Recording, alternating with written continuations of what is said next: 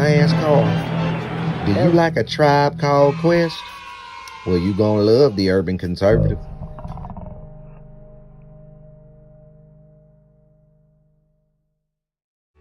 Do you like manwich and nachos?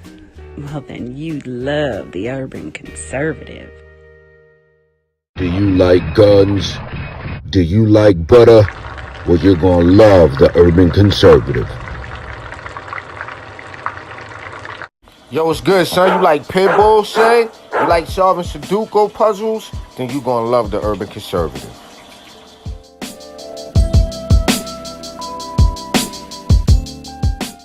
Hey, buddy, if your car making a sound like this, you might want to get you some power steering fluid and check out the Urban Conservative podcast. Are you repulsed by the idea of drag queen story time at your local library, but enjoy Carol Baskin TikTok memes? Then you would enjoy the Urban Conservative. Do you want to slap your boss and then go home and make yourself some golden brown pancakes covered in butter and freshly made warm boysenberry syrup? Then you'll love the Urban Conservative. You're a little over Cardi B, and you're repulsed by the thought of Hogmaw. Check out the Urban Conservative. You ready? All right, ladies and gentlemen. Yeah, that was a very, very weird thing that just happened right there as we were getting ready to go in on this. What is a conservative thing? Peace. Peace. What up, Awareness Daily? Peace. What's the word? Hope everything is good. Yeah, so take a few moments, share this content out real fast. We're gonna give it a second for a few people to jump back on in here before we were so rudely interrupted by the algorithms. The algorithms. The anti-rhythms. So we were anti-rhythm. We got to the point where you had noticed that when you pull up conservative on Google, it had a very negative connotation. Correct. And I said, well, let's jump over to another screen, right? And we jumped over to this screen. And let's go ahead and make this a lot bigger. Pause. No Diddy. He said no Diddy. Conservatism, right? Not to be confused with the conservation movement, but conservatism is a cultural, social, and political philosophy. And literally right before we got cut off, what I was explaining was that when we usually tell people, that, hey, they want to, how do I get involved in politics and what is politics? And we try to explain this whole thing, right? What I usually tell people is to look up political science. And I don't know if you can grab that tab, Ali, the political science tab. But one of the interesting things about this is when you hover over the word cultural or the philosophy of culture is a branch of philosophy that examines the essence and meaning of culture. Now, that's interesting because we usually tell everybody, and based off of our understanding of politics, that it has several things that are in tandem or connected to it. One of those things being philosophy, one of those things being psychiatry. And those are important things, sociology. But if you pull up that tab, that political science tab, I just want to show the folks real quick. And here's what you got. Political science is a social study concerning the allocation and transfer of power in decision-making, the roles and systems of governance. Where's the tab? It's on the screen. Oh, okay. I didn't see you switched it out. Okay. Yeah, the roles and system of governance, including governments and international organizations, political behavior, and public policies. It measures the success of governance and specific policies by examining many factors, including stability, justice, material wealth, peace, and public health. Political scientists seek to advance positive theses which attempt to describe how things are. There's a keep going. There you go. Political science is methodologically diverse and appropriates many methods originating in psychology, social research, political philosophy, and many others, in addition to those that develop chiefly within the field of political science. Okay. So there's I don't know which one of that the ones that has the political history, law. Well, Scroll up some. because the wiki is always changing. What it's done is it's broadened the definition. And I actually like the way this spells it out as political scientists approach the study of politics from a host of different ontological orientations and with a variety of different tools. Because political science is essentially a study of human behavior in all aspects of politics, observations in controlled environments are often challenging to reproduce or duplicate through experimental methods are increasingly common. So here we are talking about psychology and psychiatry. Like all social sciences, political science faces the difficulty of observing human actors that can only be partially observed and who have the capacity for making conscious choices. So All right, here we go right here. yeah. Go down to the origin. Go down to where it says origin. See also references. No. Right there. All right, here. Share this tab. Pull up my tab. All right, I don't see it. Hold on, we're gonna get to it. Just pull up my Here you go. tab. All right. The advent of political science as a university discipline was marked by the creation of university departments, blah, blah, blah. Members played a key role in setting up political science departments that were distinct from history, philosophy, law, sociology, and economics. So we understand that political science draws upon these things: history, philosophy, law, sociology, and economics. They're distinct things. They're their own things, but you need to understand the basics of each of those things because they make up what we call political science. When we start dealing with that, it's the science or study of politics as is a social science dealing with the systems of government. Political thought, which is your philosophy, political behavior, which is your psychiatry, and the associated constitutions and law, your history and your law. So now let's get back to this whole conservatism thing, because we have to understand that conservatism is a cultural, social, and political philosophy and ideology that seeks to promote and preserve traditional institutions, customs, and values. The central tenets of conservatism may vary in relation to the culture and civilization in which it appears. So do we need to make sure that y'all understand what that means? That's because that's a very, very nuanced statement right there. Because conservatism in the United States is not the same thing as conservatism in Thailand. It's just not the same thing. It's not this blanket thing. And in the civilization in which it appears. In Western culture, which would be our culture, depending on the particular nation, conservatives seek to promote and preserve a range of institutions, such as the nuclear family. So for those who don't know what the nuclear family is, when y'all hear conservatives all the time say the nuclear family is under attack, and in some circles, Ali, correct me if I'm wrong, you'll hear people say the black family is under attack. In certain circles, you'll hear that.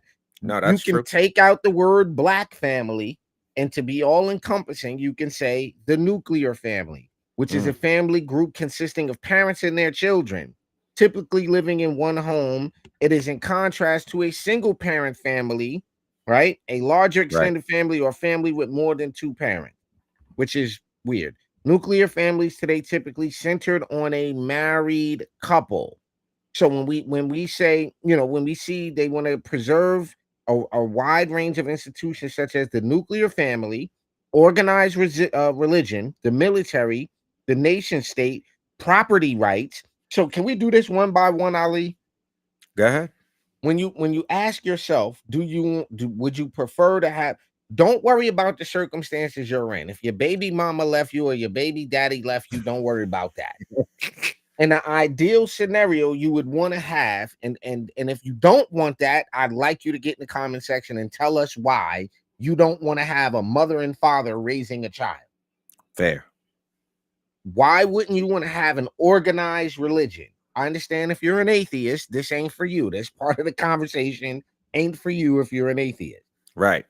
But most religions are organized. Your Christianity, your Islam, your Catholicism, your Buddhism, your Judaism, all of these things are organized religions, and we would want freedom of such. The military, or like you said, freedom from such. Now we got the military. Okay, so the military, I think, is self-explanatory. We would want to be able to protect our nation from threats. We Let's want say to have more a secure border. the I don't know. nation state. The nation state. A nation state is a political unit where the state, a centralized political organization ruling over a population within the territory and the nation, a community based on a common identity. We all agree we North Carolinian. That's the common identity of the state. We're all Right. we're all New Yorkers if we're, are congruent. It is a more precise concept than country, since country does not need to have a predominant identity, because as a country we can, you're a North Carolinian, I'm blah blah blah. There's some distinctions there. We all want property right. If you I don't care if you're watching this and you're the hardest leftist Democrat, you're the biggest blue. You mean to tell me you don't like the laptop you watching this on? You shouldn't have a right to own that laptop? Yo, it's bizarre, son, when I hear people talk about like they're essentially they're anti-property, anti-capitalism as they wear their $500 shirts. I don't believe bum clothes, the bum looking clothes cost so much money these days. It's just bizarre. The right to property or the right to own property is often classified as a human right for natural persons regarding their possession. That term natural persons always bothered me because I don't know what other type of persons there are. Hey, an AI person? Is that a thing now? A general recognition of a right to private property is found more rarely, and it is typically heavily constrained insofar as the property is owned by a legal person and etc. So if you have a problem with having your own property, I'd like to know that. The rule of law, and again, we're talking about what some of the depending on the nations, what conservatives seek to promote and preserve. Right. Okay, so we're talking about the rule of law is a political ideal that all citizens and institutions within a country, state, or community are accountable to the same laws. It's just the bottom line. Like, what's wrong with that statement? No one is above the law. Yeah. Okay. Aristocracy. So in certain places, like in you have places like England where you have an aristocracy. It's a form of government that places power in the hands of small, privileged ruling class, the aristocrats, and a monarchy. Okay.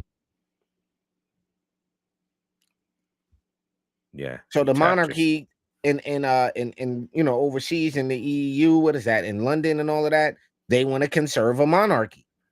Yeah, we don't. We definitely don't. Conservatives tend to favor institutions and practices that enhance social order. Can be used in two senses. In the first, it refers to a particular system of social structures and institutions. Examples are the ancient, the feudal, the capitalist, etc. We like capitalism. We are free market capitalists. I'm a firm subscriber to the idea that the free market capitalism will solve our problem. Yeah, leave the market alone and it'll handle itself. Okay.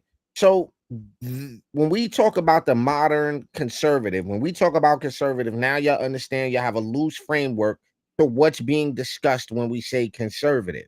Now, us, Ali, we talk about being an urban conservative. If you want to share that with the folks, please do.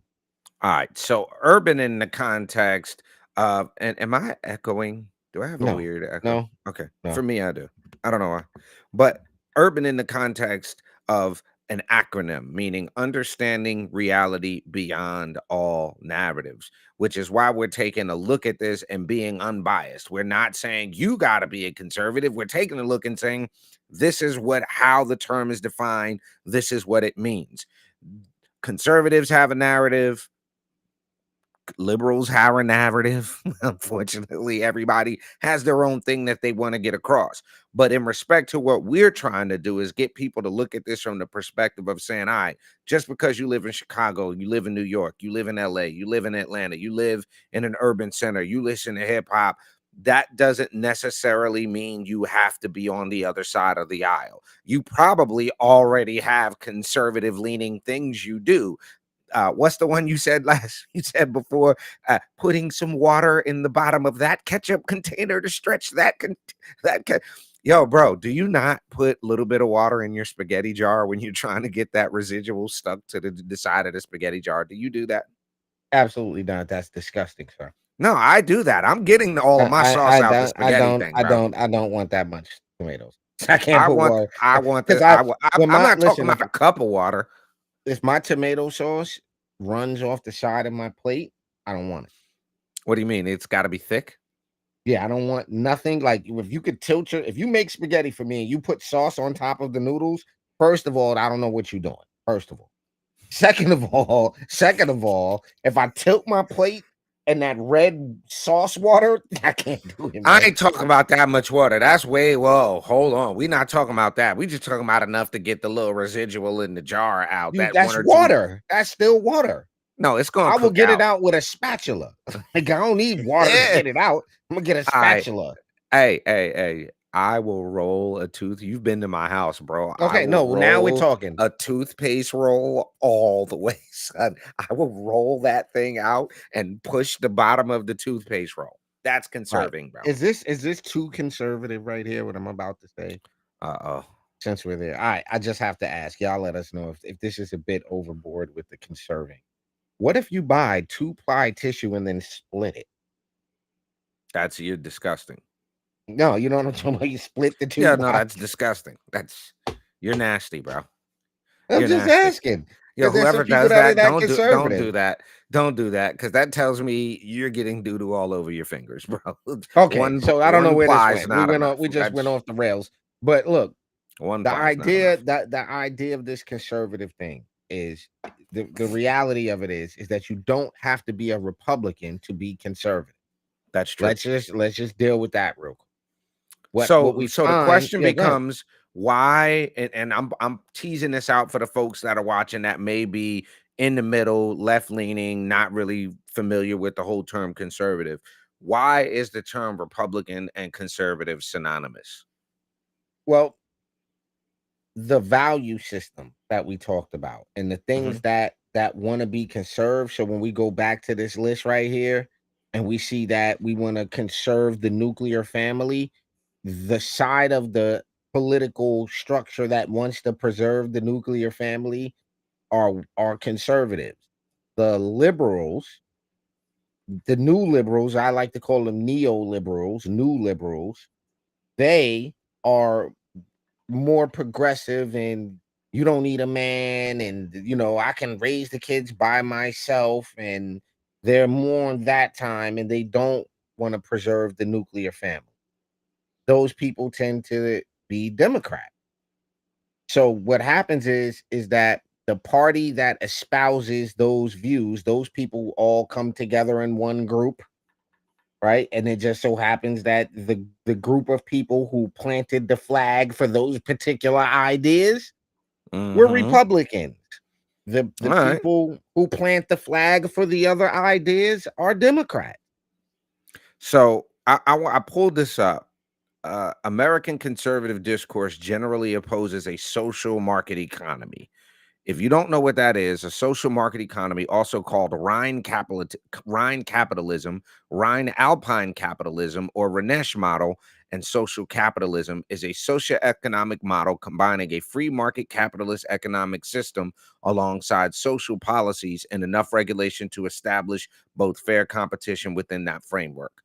Now, conservatives usually oppose that, and we're in favor of what you see down here in purple, free markets. Okay, we argue that free markets are the most productive markets and is based on the Burkean notion of prescription. What's worked best is what's right. Now, I don't know that always goes according, because what essentially we found is that no other system has brought people from the starting condition. What Thomas Sowell is the starting condition of the human species is naked, afraid, and alone, right? Nothing has brought us up into a higher standard of living, at least from the perspective of not having to be in 200-degree heat if you're inside because you have easy access to air conditioners, being able to get from point A to point B because now even finger quote low income people have an average of a car per adult in each household. a TV per room, like per person, multiple pairs of sneakers. Matter of fact, go to any given supermarket, you'll see somebody swipe an EBT card with an iPhone 15 in their hand. So these standards of living have increased because of free market capitalism, essentially. And you can't think of another system that has afforded the level of freedom, the level of success, the level of increase in health, the increase in technology. You can't name really Mm. a socialist system that's created really anything. Well, where has socialism worked? And that is the question. And then don't give me, you can't compare the United States to, say, like one of these Nordic countries. Like there's more people in Manhattan than in some of these Nordic countries, bro. Like it's a weird comparison that people will try to make, as comparing these, you know, the United States to these other countries where we've got 300 million people and they've got 3. I think so. What do you say about this argument that we're using socialism as it relates to our social like Medicare? Those people don't understand the nuances we just talked about. They don't understand the difference between socialism and social welfare. Social Mm, welfare and having programs. Let's say we have a program that says, okay, we're going to take care of the elderly. They put in a certain amount of money into the system. We got a program to take care of the elderly. We got a program that's going to give women in need, women, that need food, pregnant women, we're going to supplement their nutrition. Those are social programs. That's not socialism. That's not the political philosophy of socialism. That's a social program. And the only reason we need these programs at this point is because the restrictions on the free market to do such. When you restrict free markets and you create more regulation on certain behaviors like what's the word? Philanthropy, right? Like you got to understand something. The more you make it difficult for philanthropic efforts, the less philanthropy happens. So then you're going to need to have a program that's going to be subsidized by tax dollars. mm, There's a difference between social program, right. social in the sense of for society versus socialism. Okay. Fair And enough. anybody not making that distinction, right? If somebody says to you they're in favor of socialism and then starts rattling off social programs, they clearly don't know what they're talking. So there is a distinction that has to be made. Last thing I want to kind of to tack on to this, what is a conservative thing, is that the modern political climate has this negative, as I said when I looked up the definitions, this negative connotation of being a conservative. What do you think, and how do we, if you're a person that, and I'm saying we because we were in that ballpark one time, we weren't aware of what the difference is, the nuance was. How do we swap that negative connotation out? What do we do on our side of the aisle to make it so that conservatism, for lack of a better way to put it, is cool? Okay. My opinion. Now, few times I'm gonna offer y'all opinion. In my opinion, we have to be patient with folks. We Mm, have to be patient with folks. We have to understand that we're dealing with groups of people that have been preconditioned, reconditioned, and conditioned again. In some circumstances, generationally conditioned. sure. So I think patience and understanding is at the forefront of this. Secondly, teaching. Secondly, educating. Teaching, educating, and having patience with these people, because what happens is it is cool to be conservative. It is cool to want to have freedom of liberty. It is cool to want to have a nuclear family. You can't Mm, point to you really, really are gonna be hard pressed to find. You might find successful people that come from a single parent household, sure. but that's a different fire in the belly than it is trying to impress both your mom and dad. Fighting for the pride of your mom Mm, and dad. That's a different fire in the belly. mm, Okay. That usually doesn't backfire. that one usually doesn't go bad. Where the fight to get, because my dad wasn't there fight can end up several different ways. Because my sure. mom wasn't there fight. So Barack Obama said it, we've repeated it. children without a father, X more times likely to go to not graduate high school, X times more likely to end up in jail or prison, X times more likely to have kids out of wet, like all of these negative things that come from that. So Right. the more patience we can exert with those who don't see things our way, those that are, and then we also have to That recognize. are reasonable, because there's a You just took it out of my mouth. I was gonna yeah. say we have to also know when to tap out, because there's some people you can't talk to. Some Sure. I'd like to think everybody could be reached in some way, shape, or form. But for us, we have to keep pushing what we're doing here on the Urban Conservative, and we need to reach out to other people. So if you disagree with what we're saying, come on the platform, have a conversation. If you disagree with the policy position, we have to get people to understand that shouldn't be a nuclear war because I'm a Trump supporter and you're not. So now it gets nasty up in that space. So we have to start to control that dialogue, in my opinion. Yo, since you said that, before we cut out of here, right? Before we cut out of here, I gotta show you this, bro. I can't. It's not gonna give us a copyright strike. Don't worry. It's definitely not. Share my screen, bro. Share my screen. You see it? Mm-hmm. Hello? Hi, is your name Dave Holder? Dave? No. Dave Holder. James? Yeah. Okay. The reason I'm coming to your door is I had somebody look into that thing in your yard that I think is a monstrosity. She said that thing in your yard, the monstrosity. And I don't really like the way it's like degrading our neighborhood. And he works for the electric company, and he said that's not your property. So I'm going to give you the opportunity to remove it, or I will be making a complaint. Hey, check this out. A couple points.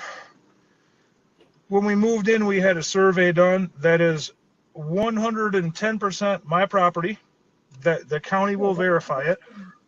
It says it is the roadway easement. It's not the easement. I've got a survey, and this is the thing. You guys need to mind your own business. It's my yard. It's not. If the county could have did something about it, they would have. Okay, but it's our neighborhood, and you're degrading our neighborhood and bringing down our. I mean, It's just somebody who lives in the neighborhood. It's. I don't give a shit. I don't give a shit what you think, lady. And listen, turn your ass around and get off my property. Okay, well, I am going to be making a complaint. I just wanted to let you know, because it is our neighborhood. Put it on your mantle, but don't degrade our neighborhood. I don't care who you vote for, but it's disgusting monstrosity. You're Yo, that is what people are dealing with today, bro. That is absolutely bizarre for folks. And it's never from what I've seen, it's never people on the right going into people on the left's yard talking about move your Biden sign, move your Kamala sign. More often than not, I would like people to. alone. I would like to, though. I will not deny that I see sometimes I see certain people. So I'm driving down the street, I see like a John Avalon sign, and I just want to knock on the door and be like, "Fucking for real?" Like, don't you got a couple of things you need to plug before we be out? Yeah, but for real, you really got this guy's sign in your yard? That's the guy that said in Long Island. Is that the Yeah, in Long Island? Yeah, like how much did they pay you to put this sign in your yard? In Long Island, man. Whoa. Whew. All right. Yeah, listen, let me do the plugging things. It's speaking of such. So on the subject of being a conservative, this is an important thing. I live out here in the 1st Assembly District. This is a very, very important race for us. Make sure you come on out August 15th, 2024. Brisket and beer for Kylie. Come out and meet Stephen Kiley, our candidate for New York State Assembly District 1. Brought to you by the good folks over at the Southold Town Republican Committee and their chairman, the illustrious Peter Ganley. Shouts out to Peter Ganley and the whole staff out there in the town. The beautiful, beautiful town, our neighbors to the north of Southold. Also, right, because he's got 2 things going on, so he also got to share this one because, he's a busy guy. Saturday, August 24th, vote Kylie off the island. Let's get his ass off the island and up to Albany. Let's get him out of here and get him up to Albany. Hosted by Jerry Siller, former supervisor out in, I believe, Southold. I believe he was the Southold former supervisor. I could be wrong about that. you know. Dope. But I he's got got one a bunch thing of to plug. special. He's got a bunch of special guest tickets. $25 suggested donation, 3 to 5 p.m. Make sure you're around. Light fare. Come and meet the homie, man. Come meet Stephen Kiley, man. Come on out. Get your minds out. All right, last thing for the Pluggington. Saturday, the 24th, it is going down. Special guest Mark Robinson, Jason Simmons, chair of the NCGOP, Susan Mills. We will have yours truly, myself, Hal Weatherman, Valerie Zachary, pretty much our entire council of state candidates for Making Waves in District 4 is going down at SMS Catering, 1764 Nolan Road in Charlotte. Biggest event of the year for conservatives in Charlotte. If you get your VIP tickets now, you will get a picture with all of the candidates. You'll get a special opportunity to meet them backstage. Again, you can go to mecgop.com to get your tickets for that. And make sure you are with us tomorrow morning for Top of the Morning here on the Urban Conservative, each and every Monday night for the Urban Conservative podcast. For that guy over there, my twin brother Raheem Architect Soto, I'm Abdul Ali. This has been the Urban Conservative podcast, y'all. Peace. Doesn't mean you have to vote Democrat. This year, in order to see benefits for our communities, we need to vote outside the box. Find out more by visiting us at tuconservative.com. Country illegally cast a ballot. It takes the power of your vote away. Visit onlycitizens.vote to find out how you can contact your legislature and get them to pass a citizens-only voting amendment. Again, visit onlycitizens.vote and defend your